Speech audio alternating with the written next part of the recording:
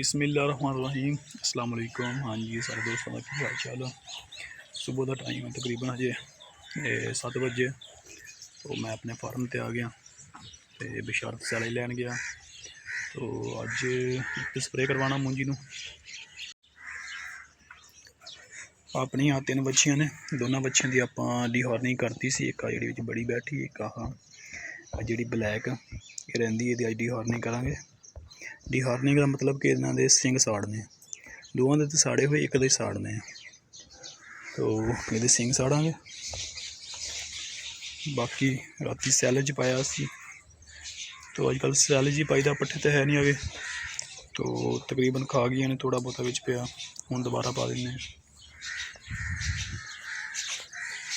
तो 2 दिन पहले अपनी एक गां सूई माशाल्लाह, तो उन्हें बच्चा दिता सी, तो मैं वो भी दिखाना।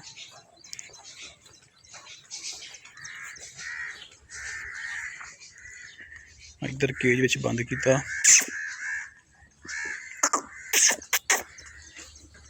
बैठा।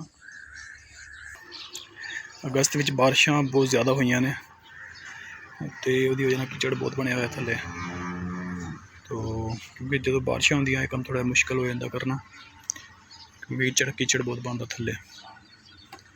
हुण अज धुप निकली, अज मौसम साफ है, अल्लाह करे हो सकता कि ये खुशक हो जाएगा। धुप लगी तो 1-2 धुप्पां लगी खुशक हो जाएगा, लेकिन मज़ीद बारिशां अगे होर दसी हुई ने, तकरीबन 31 अगस्त तक। अस्सलाम वालेकुम, की हाल चाल, ठीक हो? किन्ने बंदे? 2-3? अच्छा चलिए फिर अंदर दवाई चाह। ये लैमडा किता सुंडी नहीं मरी है। दरअसल बारिशों की वजह ना बीमारी आई है।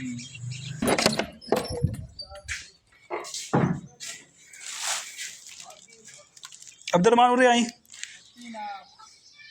आ शापर डबल आ सिंगल कर दे, एक शापर कट दे बाहर, तो काम ही आ जाता।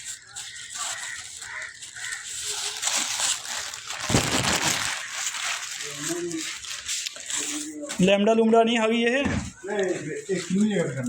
ये आप करनी। तुसी 50 एमामैक्टन 50 ल्यूफनारान, हाँ 4 टैंकियां लाउनियां, ठीक है ना।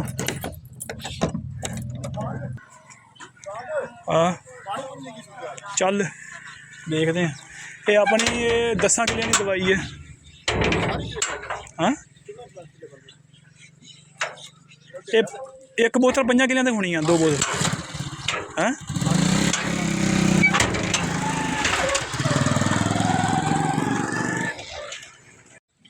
चलते हैं जी उन्होंने पिछे, उन्होंने स्प्रे चक दिता, काम शुरू करवाने जाके। एक जी एमामैक्टन एमा गोल्ड के नाम तो, एक जी आह ल्यूफिनोरान, आ देखो ये ल्यूफिनोरान जहर है। तो ये पत्ता लपेट वास्ते करवा रहे हैं जी।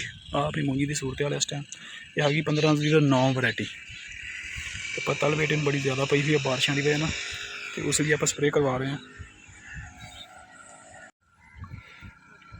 हाँ जी 3 बंदे ने, तो 2 बंदे स्प्रे कर रहे हैं, एक बंदा जोड़ा दवाई बना के डब्बे दे विच ते और पानी पूनी पा के दे रहा।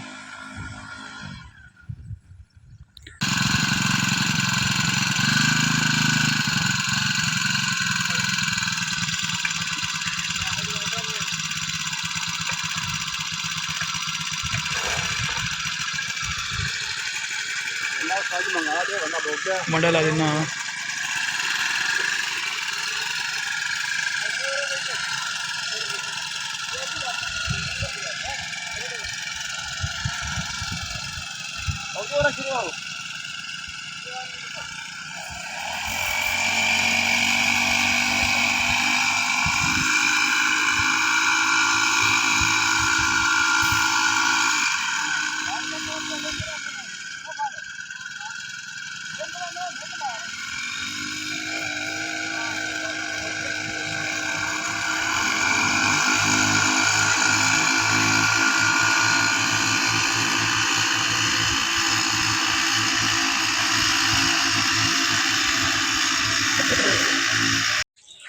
हाँ जी, सुबह मुंजी ने पहले स्प्रे करवाया सी, तो उस तो बाद एक जनाजा सी साडे ते पिंड विच ही 10 बजे वो पढ़िया, तो हुण दोबारा फार्म ते आ गया। तो हुण आपां एक बच्ची दे सिंग साड़ने, पहले वो साड़ांगे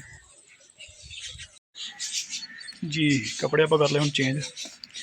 तो सब तो पहले तो आपां जेह्ड़ा इधर अपनी जेह्ड़ी हुण गां सूई सी ओहदा जेह्ड़ा बच्चा इधर केज विच बंद है पिछे मेरे, इनू आप उधर खुला छोड़ दें ताकि क्योंकि 2-3 दिन का ये हो गया, तो अगर सफाई करनी ज़रा मुश्किल होंगी है, उत्थे खुली जगह पर सफाई करनी आसान होंगी है। एदी डिहार्निंग हुई है, देखो ये तकरीबन हो गए इनू 2 महीने हो चले, इस तकरीबन 25 तरीक में 2 महीने हो जाने। तो वही भी हुई है, यदी रही है, यदी करनी होगी हुण।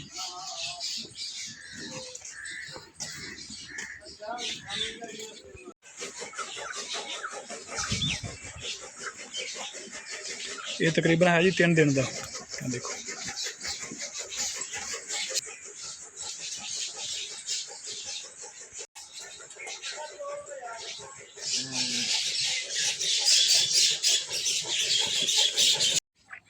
कैंची नाल ना जी आप ये वाल कट के ना सिंग वाली जगह तो उपर लगाती दवाई 20 मिनट लगी रहन देवांगे, उस तो बाद किसी कपड़े नाल साफ कर देंगे, तो समय तो फिर ये सिंग सड़ गए ने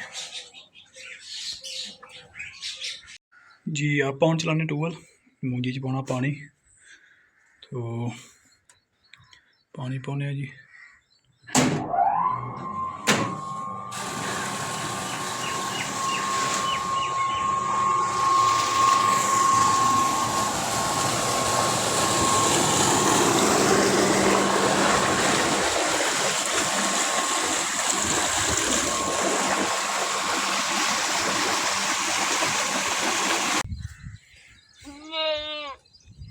छोटे बच्चे ना पिछे बकरियां लैके बैठे ने, तकरीबन हम चरा के लैके आए हैं, तो दोपहर का टाइम है, तकरीबन 2 बजे ने, तो रेस्ट कर रहे हैं, तो उन्होंने को जाते हैं, जाके गपशप करते हैं।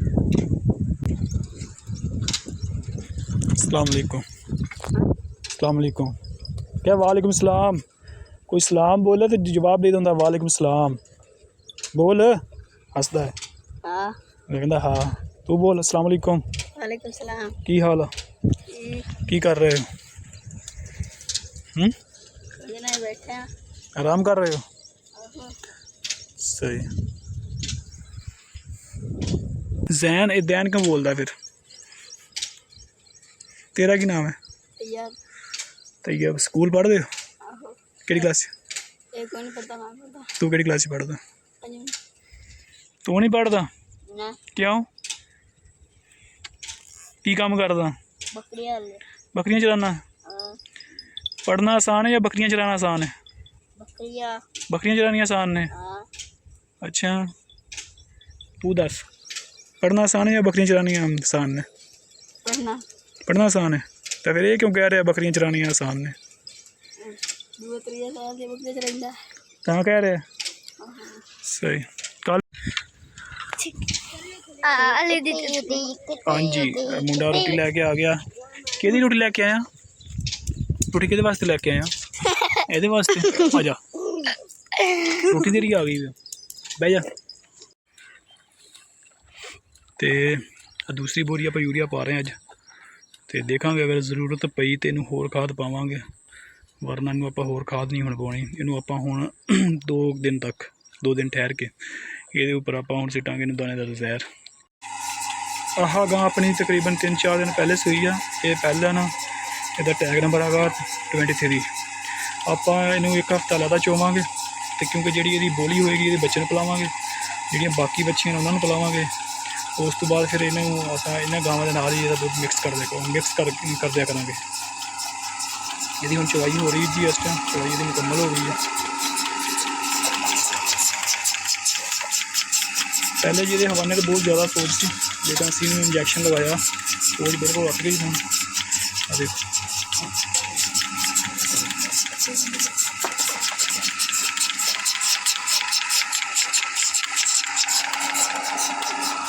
चल हम तो बाद चलो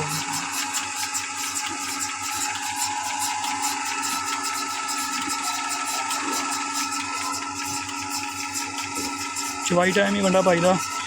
ਹੁਣ ਗਾਂ ਨਾਲ ਵੰਡਾ ਖਾਂਦੀ ਰਹਿੰਦੀ ਹੈ, ਨਾਲ ਮਤਲਬ ਚਵਾਈ ਕਰਵਾ ਲੈਂਦੀ ਹੈ।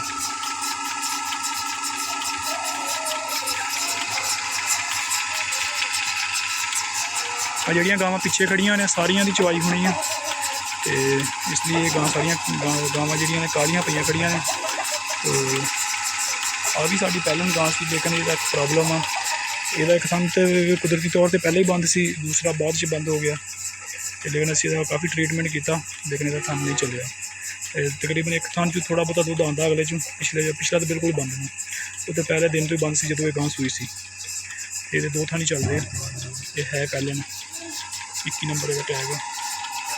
ਅੱਜ ਵੀ ਥੋੜ੍ਹੀ ਬਹੁਤੀ ਬਾਰਿਸ਼ ਹੋਈ ਆ, ਹਲਕੀ ਫੁਲਕੀ, ਤੇ ਬੱਦਲ ਹੁਣ ਵੀ ਕਾਫੀ ਨੇ ਉੱਪਰ, ਬਹੁਤ ਜ਼ਿਆਦਾ ਨੇ। ਇਹ ਵੀ ਹੋ ਸਕਦਾ ਹੋਰ ਹੋ ਜਾਵੇ ਬਾਰਿਸ਼।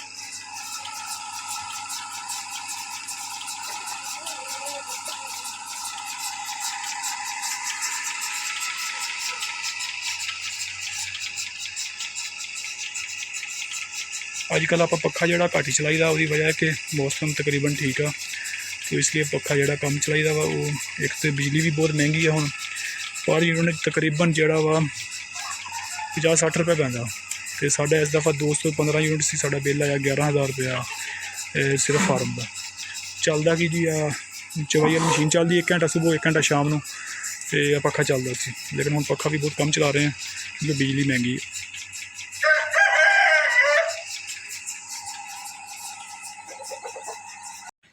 ਚੱਲ ਪਿੱਛੇ ਚੱਲ, ਪਿੱਛੇ ਗਾਣਾ ਲਾਵੀਂ ਅਜੇ। ਆ ਦੁੱਧ ਕੱਢ ਲਈਏ ਪਹਿਲੇ ਬਾਹਰ। ਚੱਲ ਪਿੱਛੇ ਕਰ।